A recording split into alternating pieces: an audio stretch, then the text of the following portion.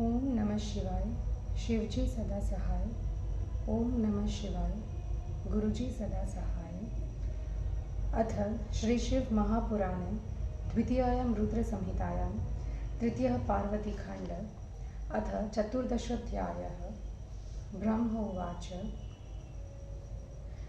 गणास्ते क्रोधसम्पन्नास्तत्र गत्वा शिवाज्ञया प्रच्छुर्गिरिजापुत्रं तं तदा द्वारपालकं।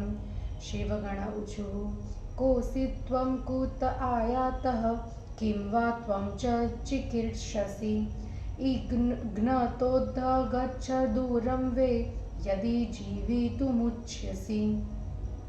ब्रह्मोवाच तदीयं तद्वचः श्रुत्वा गिरिजातनयः सवे निर्भयो दण्डपाणिश्च द्वारपानब्रवीदिदं। गणेश उवाच यूयं के कुत आयाता भवन्तः सुन्दरा इमे नमे यात दूरं किमर्थ वे स्थिता अत्र विरोधिनः। ब्रह्म उवाच एवं श्रुत्वा वचस्तस्य हास्यं कृत्वा परस्परम् ऊचुः सर्वे शिवगणा महावीरागतस्मयः।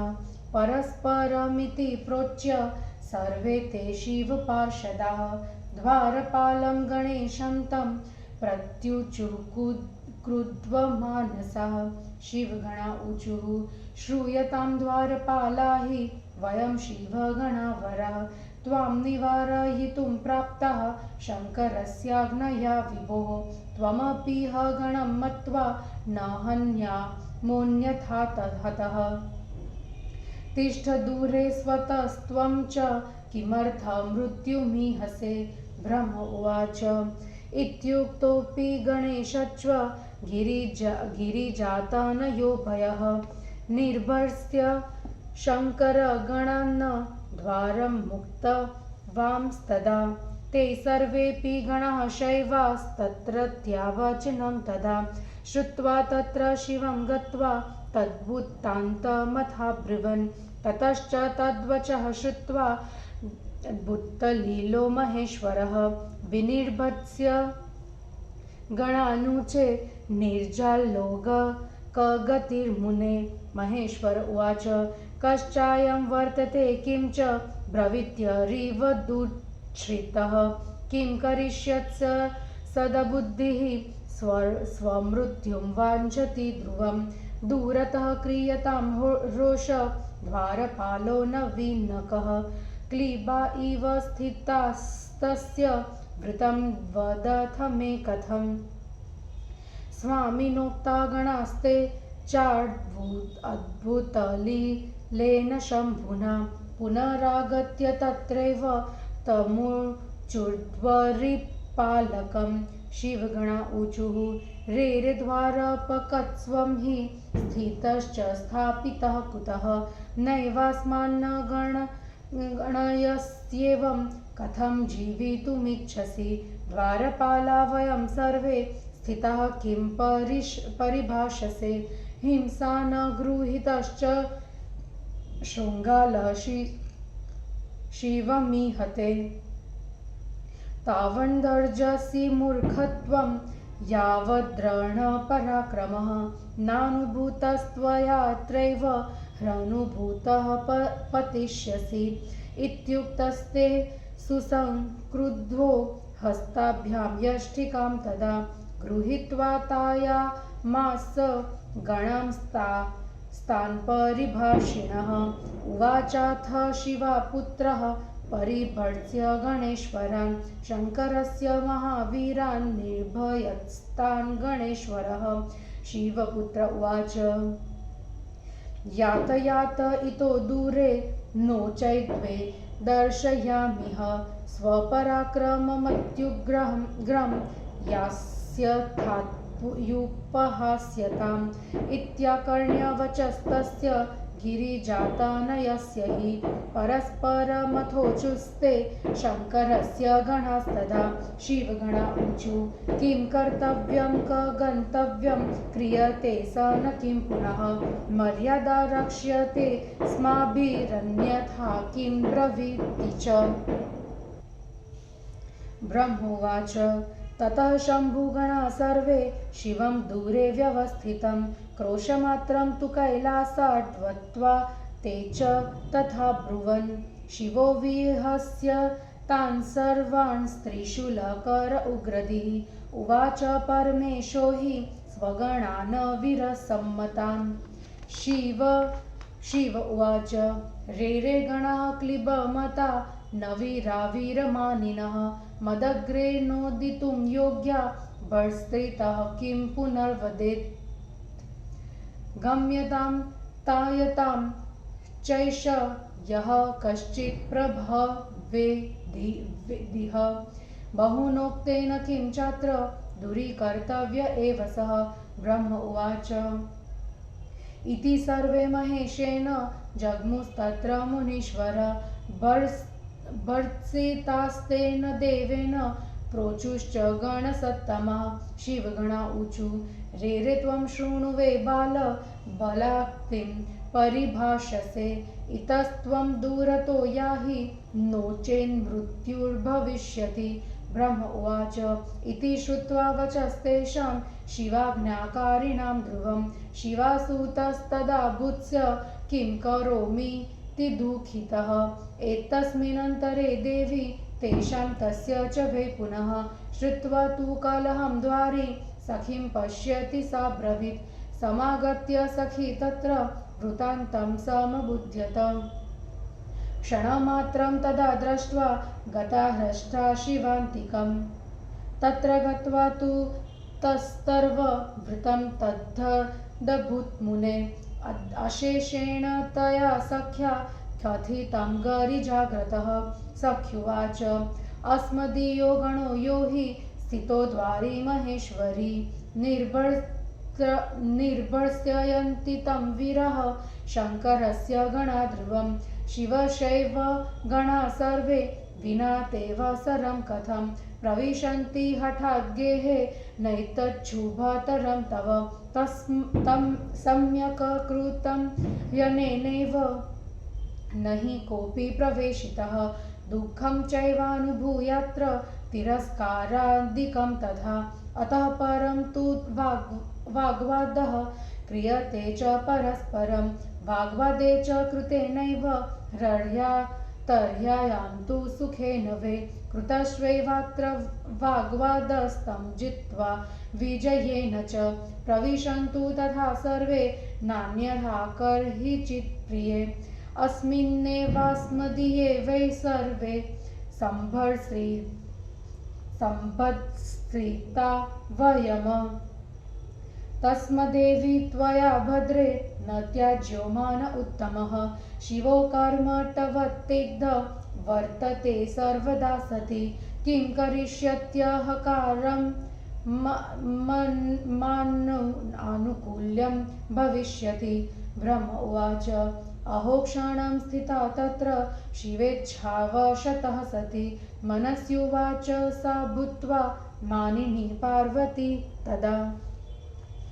शिव उवाच अहो क्षणं स्थितो नैव हठात्कारः कथं कृतः कथं चैवात्र कर्तव्यं विनयेनाथवा पुनः भविष्यति भवत्येव कृतं नैवान्यथा पुनः इत्युक्त्वा तु सखी तत्र प्रेषिता प्रियया तदा समागत्या ब्रवीत् सा च प्रियया कथितं हीयत समाचष्ट गणेशं तं गिरिजातनयं तदा।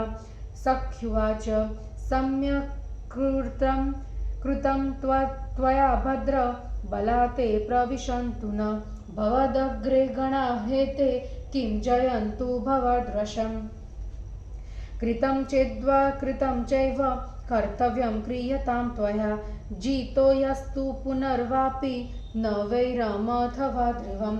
ब्रह्म उवाच इति श्रुत्वा वचस्तस्या मातुषैव गणेश्वरः आनन्दं परमं प्राप बलं भूरि महोन्नतिम् बद्धकक्षस्थस्थोष्णीशं बदध्वा जघोरु संस्पृशम् उवाच तान् गणान् सर्वान् निर्भयं वचनं मुदा गणेश उवाच अहं च गिरिजासूनुर्यूयं शिवगणास्तथा उभये समतां प्राप्तः कर्तव्यं क्रियतां पुनः भवन्तो द्वारपालाश्च द्वारपोऽहं कथं नहि भवन्तश्च स्थितास्तत्राहं स्थितोत्रेति निश्चितम् भवद्विश्वस्थितं ह्यत्र यदा भवति निश्चितं तदा भवद्भिः कर्तव्यं शिवाज्ञापरिपालनम्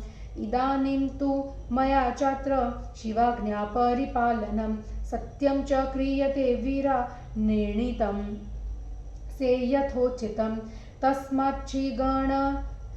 तस्माच्छिवगणाः सर्वे वचनं शृणुतादरात् हठाद्वा विनयाद्वा न गन्तव्यं मन्दिरे पुनः ब्रह्म उवाच इत्युक्तास्ते गणेनैव सर्वे ते लज्जिता गणाः ययुः शिवान्तिकं तं वे नमस्कृत्य पुरस्थिताः स्थित्वान्यवेदयं सर्वे वृत्तान्तं च तदद्भुतं करो बदध्वा नतस्कन्धाः शिवं स्तुत्वा पुरस्थिताः तत्सर्वं तु तदा श्रुत्वा वृतं तत्स्वगणोदितम्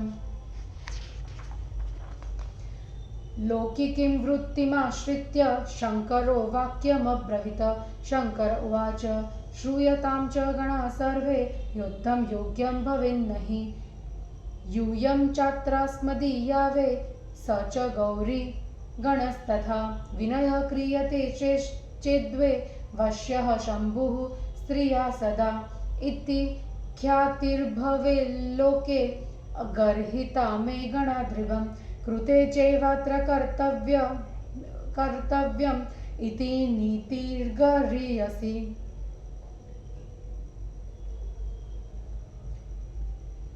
एकाकी स गणो बालः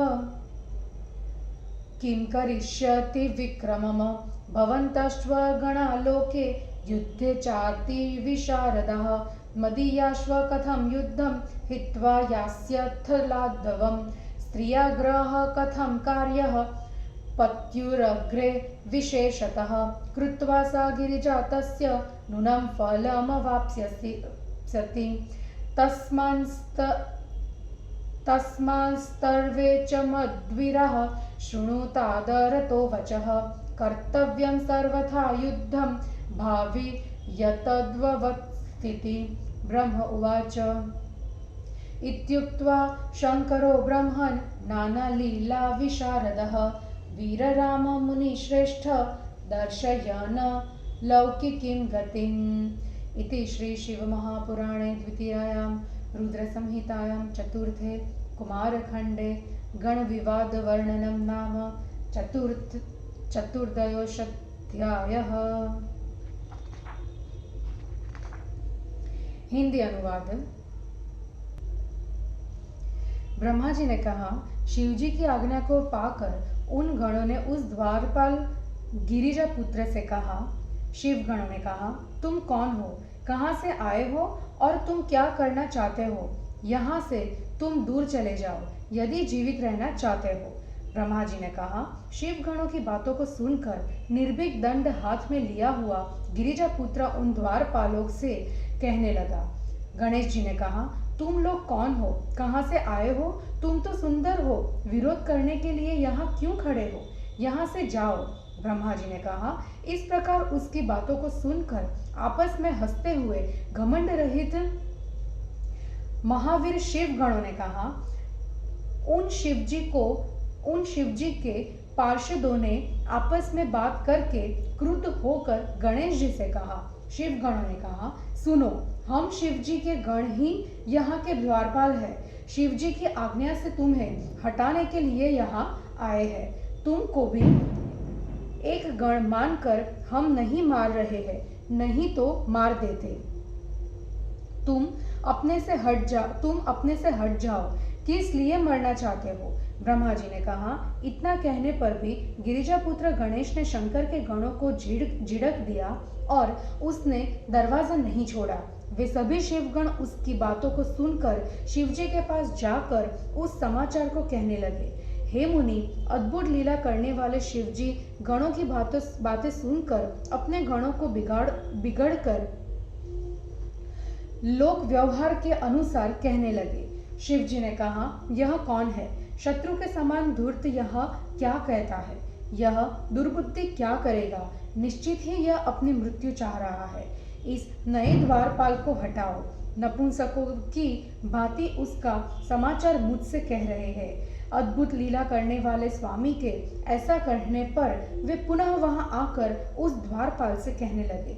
शिवगणों ने कहा, अरे द्वारपाल, तुम कौन हो? कैसे यहाँ स्थित हो? किसने तुम्हें यहाँ स्थापित किया है? तुम हमारी उपेक्षा करके कैसे जीवित रहोगे? द्वारपाल तो हम सब है। तुम यहाँ बैठकर क्या कर रहे हो? सिंहासन को पाकर सियार कैसे अपना कल्याण सोच सकता है? हे मूर्ख, तब तक गरज लो जब तक तुमने गणों के पराक्रम का अनुभव नहीं किया है। अनुभव होते ही मर जाओगे। इतना कहते ही क्रोध में आकर हाथों से लाठी पकड़कर विपरीत बोलने वाले गणों को पीटने लगा। निर्भीक शिवापुत्र शंकर के महावीर गणेश्वर को झिड़क कर कहने लगा। शिवापुत्र ने कहा, यहाँ से दूर चले जाओ, नहीं तो मैं अपना महान पराक्रम दिखलाऊंगा, जिससे तुम सब उपहास के योग्य हो जाओगे। गिरिजापुत्र की इन बातों को सुनकर आपस में शिवजी के गण कहने लगे। शिवगणों ने कहा, क्या करना चाहिए? कहाँ जाना चाहिए? यह आगे क्या करेगा? हमें मर्यादा की रक्षा करनी चाहिए, नहीं तो यह क्या करेगा?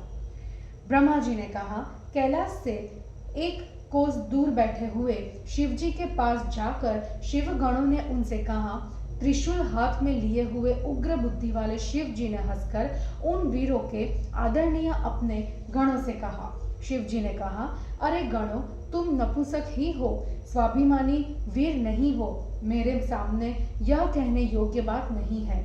उसे डांट दो। वह क्या कहेगा? वह कोई हो, जाओ उसे पीटो। अधिक क्या कहूं? उसे वहां से हटाओ। ब्रह्मा जी ने कहा, हे मुनिवर, महेश द्वारा झिड़के हुए वे श्रेष्ठ गण पुनः वहां गए। शिव गणों ने कहा, अरे बालक, तुम जबरदस्ती क्या बोलते हो? यहाँ से तुम दूर चले जाओ, नहीं तो तुम्हारी मृत्यु हो जाएगी। ब्रह्मा जी ने कहा। शिव के आज्ञाकारी गणों के इन वचनों को सुनकर शिवासुत गणेश मैं क्या करूं यह सोचकर दुखी हो गया। इसी बीच में देवी ने उन गणों के साथ गणेश के कलह को सुनकर सखी से दरवाजे पर देखने को कहा। सखी क्षण भर में घटना को समझकर देखकर प्रसन्न होकर शिवा के पास आई। हे मुनि, वहां जाकर जो कुछ हुआ था वह सब उस सखी ने गिरिजा से कहा। सखी ने कहा, हे महेश्वरी, हमारा जो गण द्वार पर खड़ा है उसे शिवजी के वीर गण झिड़क रहे हैं। शिवजी तथा उनके गण बिना तुम्हारी इच्छा के हट से घर के भीतर आए। यह तुम्हारे लिए अच्छा नहीं है। इसने अच्छा किया कि किसी को भीतर नहीं आने दिया, भले इससे तिरस्कार आदि का दुख हो। अब तो दोनों पक्षों का वाक्य युद्ध हो रहा है। ऐसा करने पर तो सरलता से भीतर कोई नहीं आ सकेगा। हे पार्वती, वाद विवाद में उसे जीतकर ही वे भीतर आ सकते हैं, नहीं तो किसी प्रकार नहीं आ सकेंगे। यद्यपि हमारे इस बालक को घुड़कने से उन सब ने हमको ही घुड़का है, तो भी हे देवी, तुम्हें अपना मान नहीं छोड़ना चाहिए। हे सती, शिवजी बंदर की भांति सब प्रकार तुम्हारे वश में है। वे अहंकार क्या करेंगे? वे तो तुम्हारे अनुकूल हो ही जाएंगे। ब्रह्मा जी ने कहा, आश्चर्य है, शिवजी की इच्छा से पार्वती थोड़ी देर वहां रुकी। उस समय मानिनी होकर पार्वती ने मन में कहा, शिवा ने कहा, अरे थोड़ी देर मेरा पुत्र रुका भी नहीं और ये हट करने लगे। अब मैं विनय करके भी क्या करूं? जो होना होगा वह तो होगा ही, किंतु कुछ विपरीत नहीं होगा। ऐसा कहकर पार्वती ने सखी को वहां भेजा। वहां आकर उसने अपनी प्रिया द्वारा कही हुई बातें गिरिजा पुत्र गणेश से कही। सखी ने कहा, हे भद्र, तुमने अच्छा किया, बलपूर्वक वे न घुसते। तुम्हारे सामने ये गण क्या है जो तुम्हें जीत ले?